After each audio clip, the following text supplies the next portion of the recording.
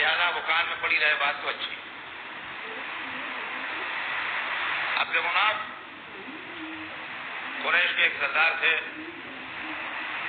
جو بڑے حسین خوبصورت بھی تھے, بڑے فیاض بھی تھے, اور غریبوں کو کھانا کھلانے اور پردیسیوں کو مہمان رکھنے اور حج کے موقع کے اوپر لوگوں کی خدمت کرنے کے سلسلے میں ان کا نام بہت مشہور تھا.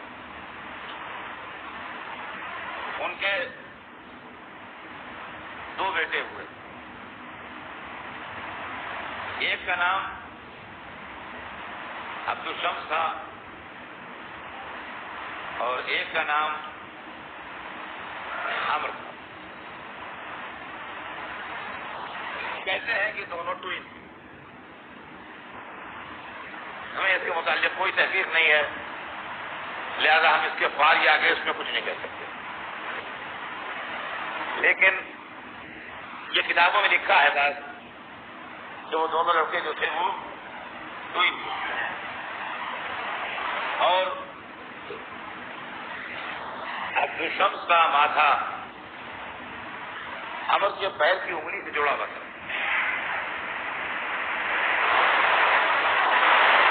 آتا ہے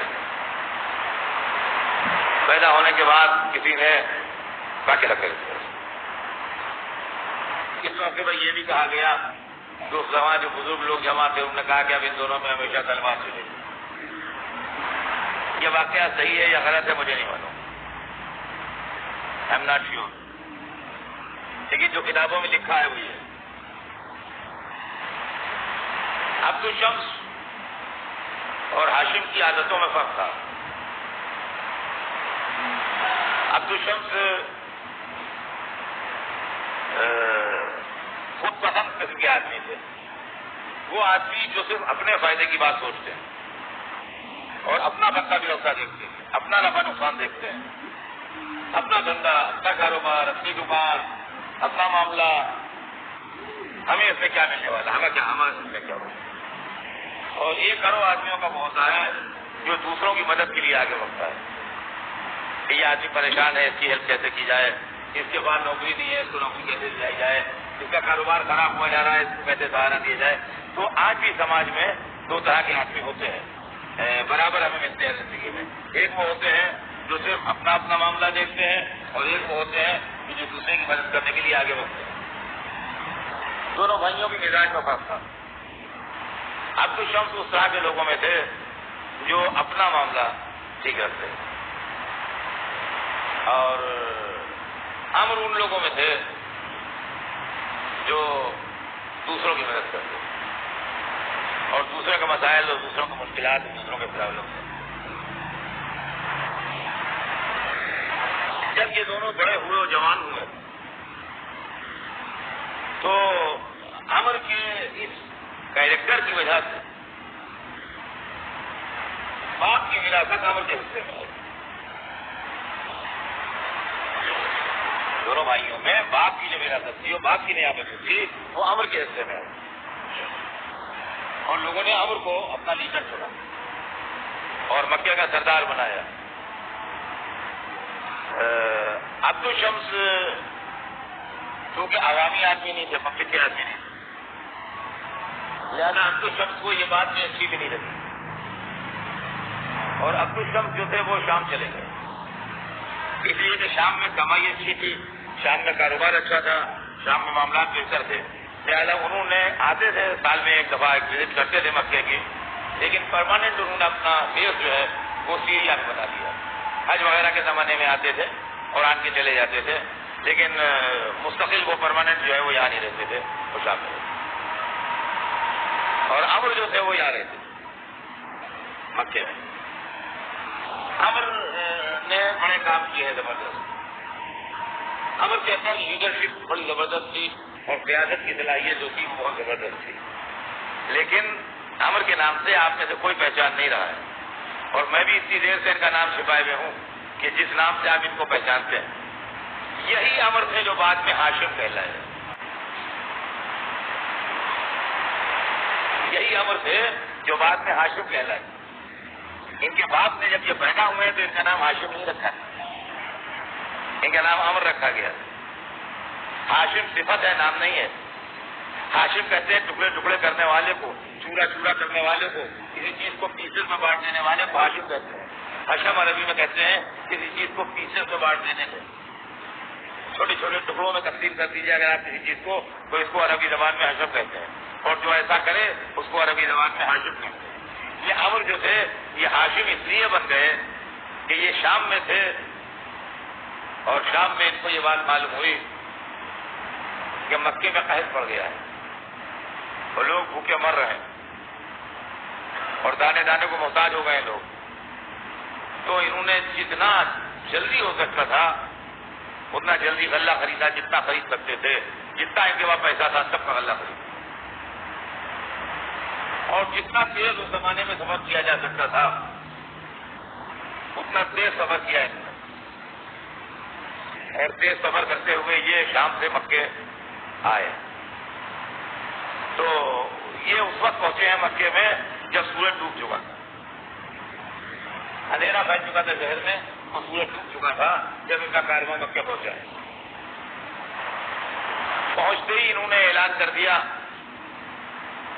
کہ کل سویرے ہمارے گھر پر دعوت ہے اور جتنے مکے والے ہیں سب کی دعوت ہے، بلا تفریح جتنے شہر میں آباد ہیں سب کی ہمارے دروازے پر دعوت ہے. اور رات ہی رات انہوں نے جتنا ہو سکتا تھا تیزی کے ساتھ وہ گیہوں پسوائے، آٹا پسوایا، اونٹ نہر کرائے، اور اس کے بعد انہوں نے کھانا پکوایا. وہ کھانا عربی میں آج بھی آئے تھے.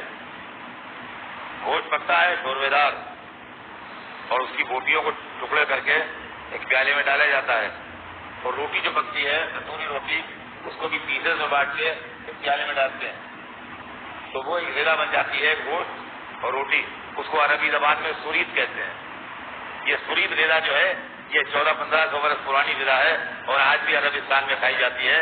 انہوں نے سورید تیار کرایا اور سورید تیار کرا کے انہوں نے دوسرے دن سویرے سے اپنے دروازے پر لوگوں کو کھانا کھلانا شروع کیا. قحط کے زمانے میں ایک دن کھلا دینے سے کام نہیں چلتا ہے، اس لیے کہ قحط جب اصلی قحط ہوتا ہے، آرٹیفیشل نہیں، جو اصلی ہوتا ہے تو اصلی قحط اسی ہوتا ہے کہ غلہ ختم ہو جاتا ہے. جب کوئی چیز ختم ہو گئی نہیں ہے تو نہیں ہے، ختم ہو گئی بات. آدمی مر جائے چاہے کچھ ہو جائے، جب یہ چیز نہیں ہے تو نہیں ہے.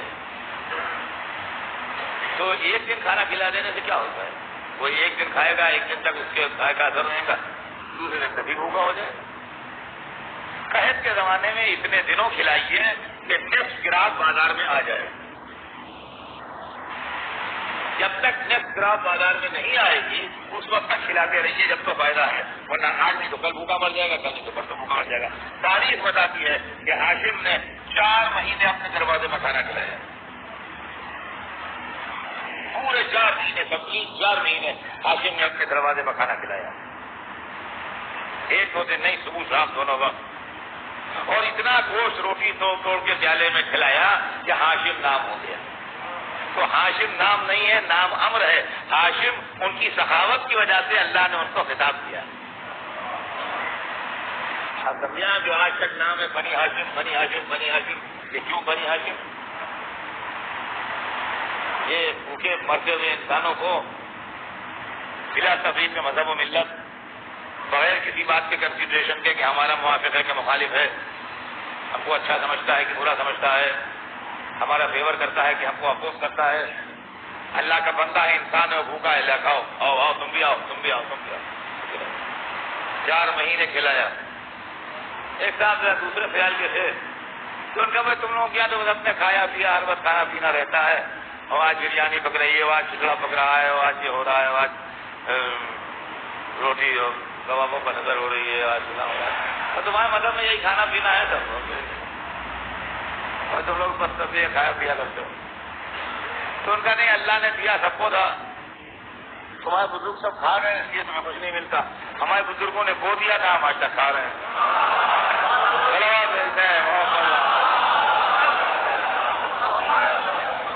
یہ لوگ کبھی کبھی مجلس کے تبرک پر اعتراض کرتے ہیں کہ ارے بڑا خرچہ ہو جاتا ہے. آپ کو رسول کے گھرانے کی سیرت معلوم ہے؟ خاندان رسالت کا مزاج معلوم ہے کیا ہے؟ یہ اسی گھرانے کی سیرت ہے جو آج تک حسین کے نام پر کھلایا جائے. روز اعلان ہوتا ہے یہاں بھی کہ امیدوار کی جانب سے نیاز ہے، امیدوار کی جانب سے نیاز ہے. یہ نیاز یہی نہیں ہے کہ ایک رواج چلا رہا ہے صدیوں سے، سینکڑوں سال سے، کہ اللہ کے بندوں کو کھلایا جاتا ہے. اور اللہ کا نام بھی رزاق ہے. یہ سمجھ لیجیے کہ اس کی بھی ضرورت ہے. ان اللہ اور رزاق صرف محمد المسیح کھلایا. ہاشم ان کے بھائی عبد الشمس جو شام میں رہتے تھے، ان کے کوئی اولاد نہیں تھی، وہ لاولد تھے. انہوں نے ایک غلام خریدا تھا جس نے ان کی بہت خدمت کی اور ان کے پاس رہا. عبد الشمس کا انتقال زیادہ ایج میں نہیں ہوا. عبد الشمس 30 اور 40 برس کی ایج کے درمیان انتقال کر گیا. بٹوین 30-40 ان کی ایج تھی جب ان کا انتقال ہو گیا. اور ان کا ایک غلام تھا، اولاد تھی نہیں ان سے. ان کا ایک غلام تھا جس کو انہوں نے پال لیا تھا. اور اسلام آنے سے پہلے عرب میں یہ رواج تھا کہ اگر کسی کو بیٹا بنا کے پال لیتے تھے تو اڈاپشن جو ہے وہ اسلام میں منع کیا تھا. اور سوسائٹی میں عبد الشمس کا بیٹا کہلایا. سوسائٹی میں عبد الشمس کا بیٹا کہلایا. اور اس آدمی کا نام امیہ تھا. یہ آدمی جس کو عبد الشمس نے پالا تھا یہ اصلاً بیٹا نہیں تھا، غلام تھا. اس کا نام امیہ تھا، جس کی نسل سے بنی امیہ ہے.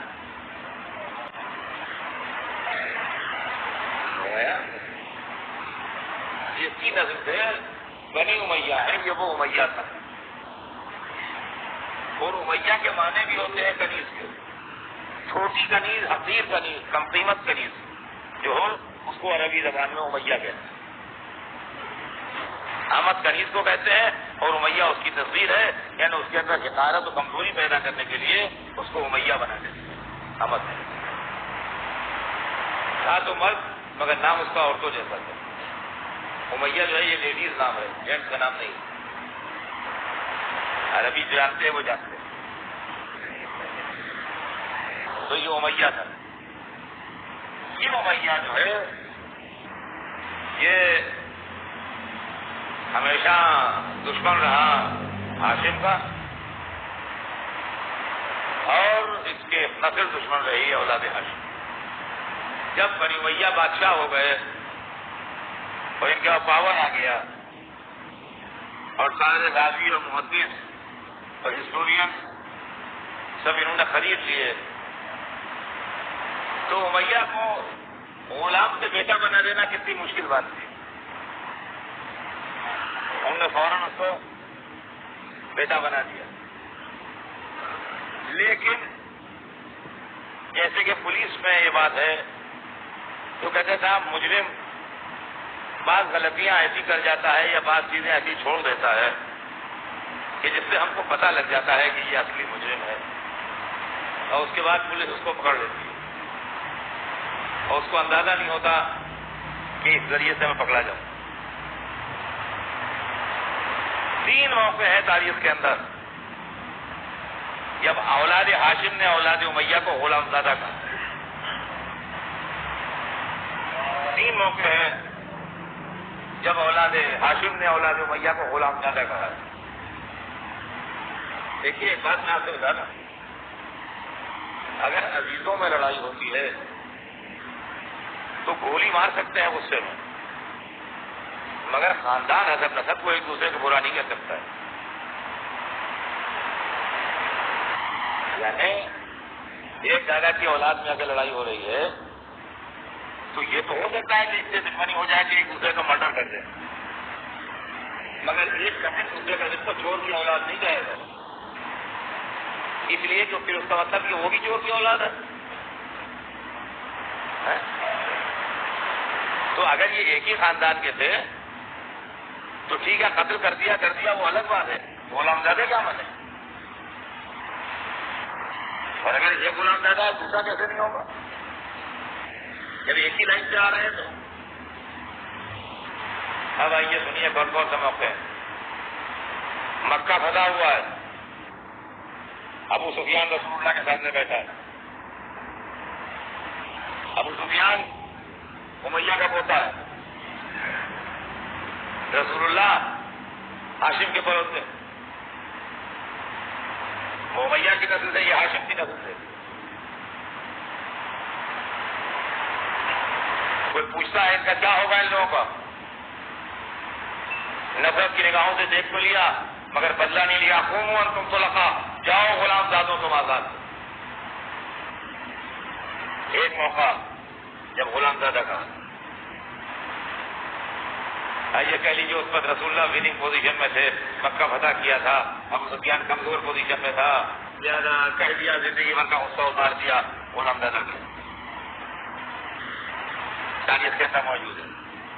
دوسرا موقع مولا علی نے معاویہ کو خط لکھا، نہج البلاغہ کے مکتوبات کے سیکشن میں موجود ہے.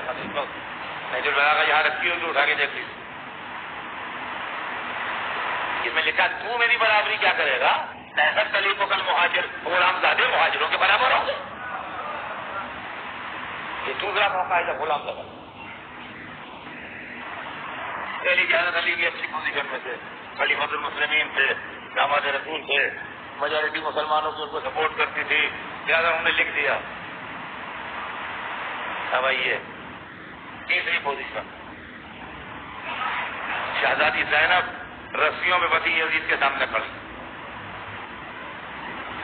خدا کا کٹا سر سامنے رکھا ہے، سید سجاد ہتکڑی پہنے کھڑے ہیں. اب پوزیشن دیکھیے کس کی کیا ہے. اب پوزیشن دیکھیے کس کی کیا ہے. یزید فل فلیش بادشاہ بنا ہوا تخت حکومت میں بیٹھا ہے، زینب کبریٰ سربرہنہ ہاتھوں میں رسیاں بندوائے دربار میں کھڑی ہیں، سامنے تشت طلا میں سر حسین رکھا ہے اور چوتھے امام لوہے میں جگنے کھڑے ہیں. یزید اس منظر کو دیکھ کے خوش ہو رہا ہے، اپنے پرانے دل کے غبار نکالنا چاہتا تھا. اس نے کچھ غلط باتیں کہیں آل رسول کے لیے اور زینب سے مخاطب ہوئے کہا کہ یہی وہ حکومت تھی جس کے لیے تمہارے بھائی نے مجھ سے جھگڑا کیا.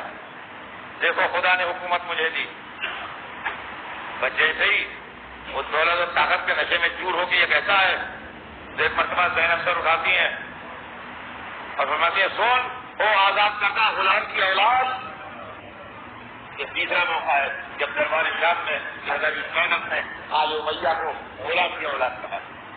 فرماتی ہیں سن وہ آزاد کرتا غلام کی اولاد، اور یہ نہ سمجھنا کہ میری جیسی خاتون تجھے جواب کے لائق سمجھتی ہے. یہ وقت کی بات ہے جو مجھے جواب دینا پڑ رہا ہے، ورنہ میری جیسی خواتین میرے جیسوں کی باتوں کا جواب نہیں دیا کرتے، ہم نظر انداز کر دیتے ہیں. میرے بھائی نے کبھی تمنا ہے حکومت میں رہ گیا میرا یہ کہنا کہ اللہ نے حکومت تجھے دی تو یہ یزید تجھے دھوکہ ہے، تو جس کو حکومت سمجھ رہا ہے وہ حکومت نہیں ہے بلکہ مہلت.